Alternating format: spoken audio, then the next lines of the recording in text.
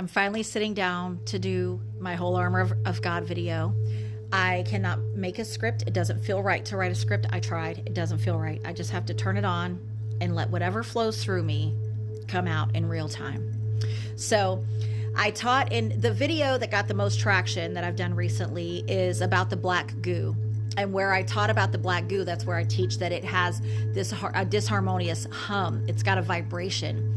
And that when our souls, which are a gas with a charge that turn into a plasma, they come through the atmosphere, they move through the amniotic fluid, they get in the body. And when that soul gets in this flesh suit, the union, boom, starts to create a sine wave. You start to produce sine wave activity. Boom, boom, like a heartbeat, okay? And I was explaining that it is this sine wave activity that you run in your chest, in your body, really, that it basically etches onto your soul, onto your plasma soul. And the sine wave activity, it's configured and determined by your state of heart, mind, spirit, belief, being. Whatever you believe, whatever you carry in your mind, body, spirit as a belief, that determines your sine wave activity. Where the peaks go, where they go down to, how it ends up creating a pattern. And this pattern can get etched onto your soul and distort the original geometry. So when it tries to go back home, your Father will say, "Depart from me, I know you not." He's not mad at you. It's just that that's a purified field and you can't go back if you have corrupted your soul stuff. If you have lost your holiness, which is your holography, if you are no longer a copy of the original image, that means you are no longer holy. You no longer retain your holography. You cannot come back here. And it's not because anybody's mad at you. It's because you'll corrupt the entire thing. And then you'll corrupt everyone who has a piece from that purified field. All the souls that came from there will get corrupted if any corruption is allowed in that host field. So that's why you have to manage your sine wave activity. This is why understanding sin is important. It is not about an angry sky daddy, and it is not about you doing things that disappoint him. That is not what sin is. Okay. So we have to, in order to, as I stated in that other video, protect ourselves from this disharmonious hum of the black goo, which y'all call Satan or the devil or evil. In order to protect yourself from it, disentangle yourself from it. In fact, you can, at some point, if you get good enough, make yourself invisible to it, where it won't even find you and fucks with you at all. It don't even see you. It won't even know you are here in the space anymore because you are running such a high harmonic, it can't even detect you. This whole armor of God is a geometry that you embody.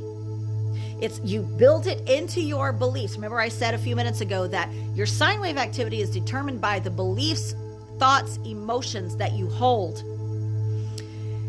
If you would like to access and utilize the whole armor of God for defense, that means you have to embody these ideas. You have to pull them, build them into who and what you are. They have to be built in and set like concrete. Like, this is part of who and what I am. This is how I move. If you see me, I'm running this. It has to be embodied.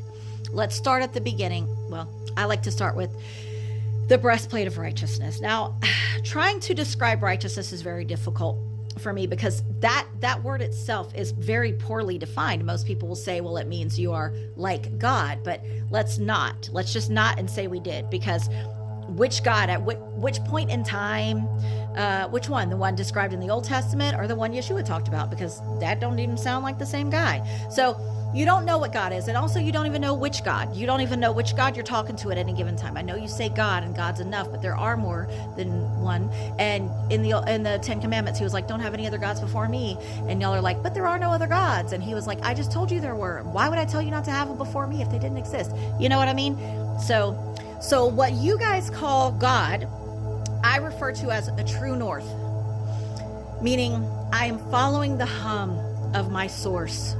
Whatever created me, wherever I came from, has a harmonic. It has a song. And that song is in my chest. I hear it all the time. There's a beautiful melody inside my chest at all times. And it calls me, and I remember it, and it remembers me.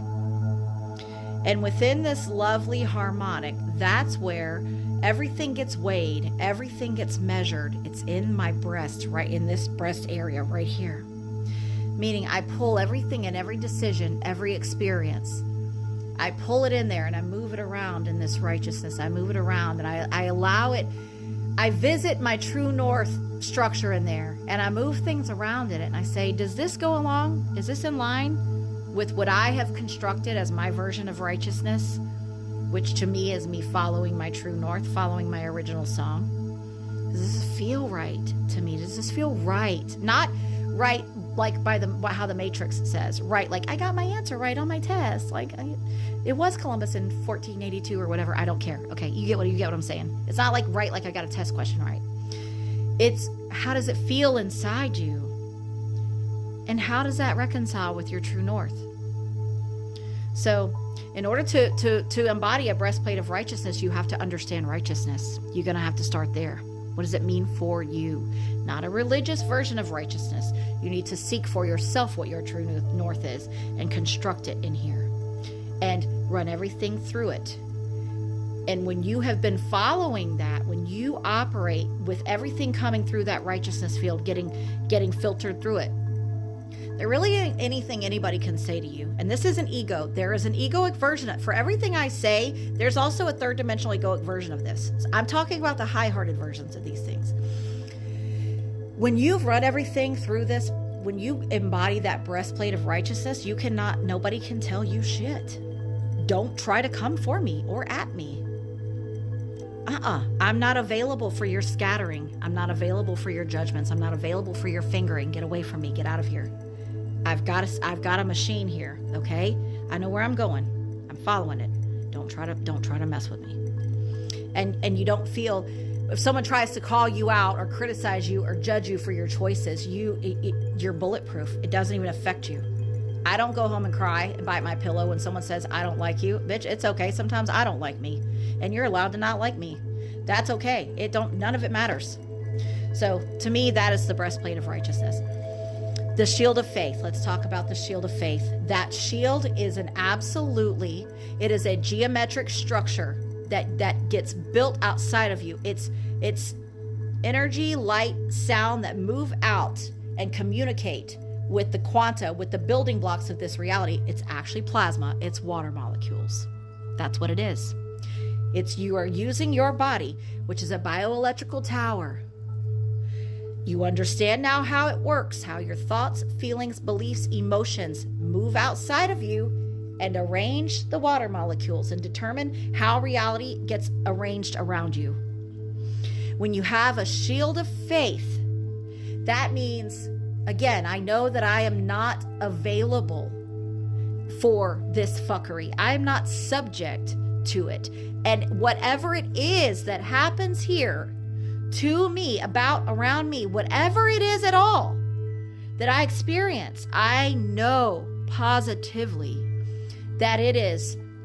I don't like this idea for my highest and best, because you can make anything for your highest and best. You're the one that makes the decision how you're going to apply an experience to you.